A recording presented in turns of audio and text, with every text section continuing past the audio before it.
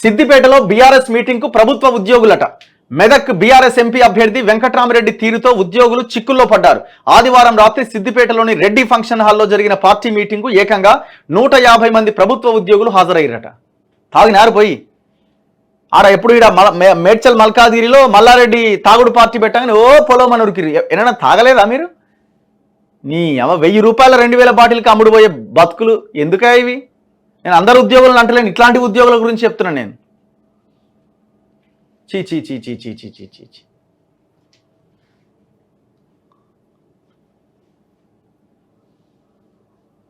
ఏడున్నదో ఇది. అగో CCTV camera ఫుటేజ్లో BRS MP అభ్యర్థి వెంకట్రామిరెడ్డితో పాటు ప్రభుత్వ ఉద్యోగులట. ఏం పని మీకు ఈడ? ఏం చేద్దామని 5 శాఖలకు చెందిన దాదాపు 150 మంది హాజరయ్యారట. గెలుపు కోసం అర్ధరాత్రి దాకా వ్యూహాలు. బీజేపీ కాంగ్రెస్ నేతల రాకతో పరార్. ఎటువైపు వెళ్తున్నది అసలు? మీ జీతం ఎక్కడి నుంచి వస్తున్నది?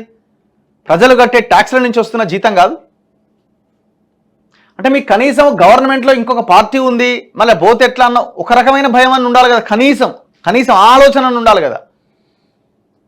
మెదక్ బీఆర్ఎస్ అభ్యర్థి వెంకట్రామిరెడ్డి కారణంగా ప్రభుత్వ ఉద్యోగులు చిక్కుల్లో పడ్డారు. ఆదివారం రాత్రి సిద్దిపేటలోని రెడ్డి ఫంక్షన్ హాల్లో నిర్వహించిన పార్టీ సమావేశానికి ఏకంగా 150 మంది ప్రభుత్వ ఉద్యోగులు హాజరయ్యారు. గతంలో సిద్దిపేట కలెక్టర్గా పనిచేసిన ఆయన పిలవగానే revenue, irrigation, IKP, EGS, SERP విభాగాలకు చెందిన ఉద్యోగులు వెనక ముందు ఆలోచించకుండా వెళ్లి వెంకట్రామిరెడ్డి గెలుపు కోసం అర్ధరాత్రి దాకా చర్చలు, వ్యూహ రచనలో మునిగిపోయారు.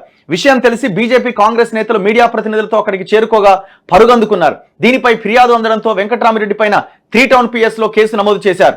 పార్టీ మీటింగ్ కు వెళ్లిన ప్రభుత్వ ఉద్యోగులపైన చర్యలకు ఉన్నతాధికారులు సిద్ధమవుతున్నారు. అందరికీ నోటీస్ ఇచ్చి పడేయండి.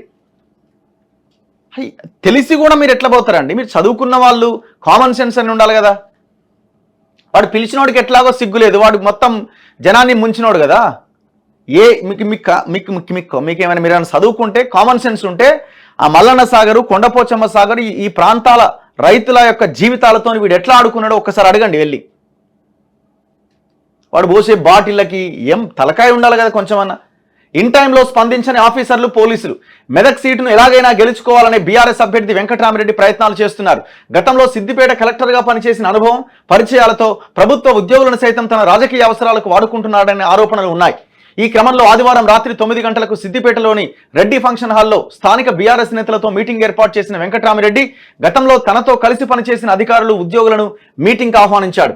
చాలా సున్నితంగానే తిరస్కరించగా రెవెన్యూ, ఇరిగేషన్, ఐకేపీ, ఈజీఎస్, సెర్పుకు చెందిన సుమారు 150 మంది ఉద్యోగులు హాజరయ్యారు. అక్కడే డిన్నర్ చేసి అర్ధరాత్రి వరకు బీఆర్ఎస్ గెలుపు కోసం వ్యూహాలు రచించారు. తన విజయం కోసం ఉద్యోగులంతా కృషి చేయాలని, ప్రతిఫలంగా భారీగా నజరానాలు ఇస్తానని బీఆర్ఎస్ క్యాండిడేట్ ఆఫర్ చేసినట్టుగా తెలుస్తోంది. అత్యంత రహస్యంగా సమావేశం జరిగినప్పటికీ 11:30 గంటలకు విషయం కాస్త బయటకు లీక్ అయింది. బీజేపీ, కాంగ్రెస్ నేతలు ఫంక్షన్ హాల్ ముందుకు చేరుకోగా అక్కడ సిబ్బంది లోనికి వెళ్లకుండా అడ్డుకున్నారు. దీంతో పోలీసులకు ఫోన్ చేయగా వారు ఆలస్యంగా రావడంతో బీఆర్ఎస్ అభ్యర్థి వెంకట్రామిరెడ్డితో పాటు ఉద్యోగులు తలో మార్గంలో నేతల కళ్ళు గప్పి పరారయ్యారట. మరి పోలీసులు ఎందుకు రెస్పాండ్ కాలేదండి? పోలీసులు గవర్నమెంట్లోనే పనిచేసి మరి వాళ్ళు ఎందుకు రెస్పాండ్ కాలే? ఏం లాలూచి ఇది? ఎటుపోతున్నది? ముఖాలకు కర్చీఫ్లు కట్టుకొని వచ్చిన పలువురు ఉద్యోగులను బీజేపీ, కాంగ్రెస్ నేతలు నిలదీయగా వారిని తోసుకుంటూ బైకులపై వెళ్లిపోయారు. పోలీసులు ఆలస్యంగా రావడం వల్లే ఉద్యోగులు తప్పించుకున్నారని నేతలు ఆరోపించారు. ఈ ఘటనపై కలెక్టర్కు ఫిర్యాదు చేయడంతో ఎంసీసీ టీం సభ్యులు చేరుకొని ఆరా తీశారు. ఈ సందర్భంగా రెడ్డి ఫంక్షన్ హాల్ సీసీటీవీ ఫుటేజ్లు పరిశీలించగా దాదాపు 150 మంది ప్రభుత్వ ఉద్యోగులు బీఆర్ఎస్ అభ్యర్థి వెంకట్రామిరెడ్డి సమావేశమై చర్చలు సాగిస్తున్న దృశ్యాలు కనిపించాయి. దీంతో వాటిని స్వాధీనం చేసుకున్న అధికారులు ఉద్యోగులపైన తదుపరి చర్యలకు సిద్ధమవుతున్నారు. ఎట్లా అమ్ముడుపోతారండి మీరు? ఏదో సామాన్యులు, తిండి లేని వాళ్ళు ఏదన్నా డబ్బులు తీసుకున్నారో ఇంకేదన్నా చేసినారంటే ఒక అర్థం ఉన్నది.